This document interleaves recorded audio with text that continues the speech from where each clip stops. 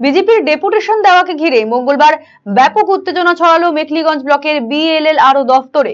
দুর্নীতির আখড়ায় পরিণত হয়েছে মেখলিগঞ্জ ব্লকের বিএলএলআরও দফতর। টাকা ছাড়া এই দফতরে কোনো কাজ হয় না। নানা কাজে এই দফতরে গিয়ে সাধারণ মানুষকে দিনের পর দিন হয়রানির শিকার হতে হচ্ছে। এই ঘটনায় বিজেপি নেতারা সরাসরি বিএলএলআরও সুজন রায়ের বিরুদ্ধে অভিযোগ এনেছেন। এইসব অভিযোগের ভিত্তিতে এদিন বিএলএলআরও দফতরে ডেপুটেশন দিতে যান বিজেপি নেতারা, কিন্তু ডেপুটেশন না নেওয়ার জন্য দফতরের গেট বন্ধ করে দেওয়া হয় বলে অভিযোগ। এতে বিজেপি নেতাদের বিক্ষোভের মুখে পড়তে হয় বিএলএলআরও সুজন রায়কে। তারা সরাসরি বিএলএলআরওকে ঘুষখোর আখ্যা দেন। এতে খানিকটা হতভম্ব হয়ে পড়েন বিএলএলআরও। বিষয়টি নিয়ে তুমুল উত্তেজনা ছড়িয়ে পড়ে। শেষমেশ ডেপুটেশন না দিয়েই ফিরে আসেন বিজেপি নেতারা।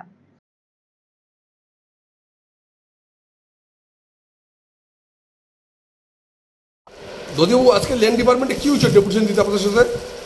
আজকে আমরা 4 দফা দাবির ভিত্তিতে ইন্টিমেশন দিয়ে আমরা ডেপুটেশন দিতে গিয়েছি এবং সেই ডেপুটেশন দিতে গিয়ে সমস্ত জায়গায় তালা বন্ধ, পুলিশ জমায়েত করে রেখে যাতে ডেপুটেশন আমরা দিতে না পারি তার ব্যবস্থা বিএলআরও সাহেব করেছেন। এর প্রতিবাদে আমরা আজকে তাকে ডেপুটেশন না দিয়ে আমরা তার অফিসে গিয়ে তাকে ওয়ার্নিং দিয়ে এসেছি এবং হুঁশিয়ারি, এক কথায় হুঁশিয়ারি আমরা দিয়ে এসেছি যে এই বিএলআরও অফিসে ঘুষ এবং দালাল চক্র বন্ধ করতে হবে এবং পয়সার বিনিময়ে জমির শ্রেণী পরিবর্তন করা বন্ধ করতে হবে এবং এই মেখলিগঞ্জ ব্লকের সাধারণ মানুষকে যেভাবে উনি হয়রানি করান অফিসে, সেই হয়রানি বন্ধ করাতে হবে। এবং ডেপুটেশনের যে চিঠিটা বিজেপির তরফ থেকে গত সপ্তাহে করা হয়েছিল, সেটাতে ওনাদের একদম স্পেসিফিক লেখা ছিল যে বিভিন্ন দাবি দাওয়ার পরিপ্রেক্ষিতে ওনারা আমার সাথে কথা বলবেন এবং সেই সাপেক্ষেই ডেপুটেশনটা নেওয়ার জন্য ওনাদের অনুরোধ করা ছিল চিঠিতে। তো সেই মোতাবেক আমি ডেপুটেশনের যে প্রোটোকল সেই অনুযায়ী থানাতে ইনফর্ম করি। থানা থেকে যথাসময়ে পুলিশ পার্সোনেলও মোতায়েন হয় আমার অফিসে এবং ওনাদের যে সময়টা দেওয়া ছিল সেটা হচ্ছে 1টার সময়। ওনারা প্রায় 3:10 অবধি আসে। এরপরেও আমার সদিচ্ছা ছিল যে ডেপুটেশনটা নেব, কারণ একজন সর্বভারতীয় দল ডেপুটেশন দিবে।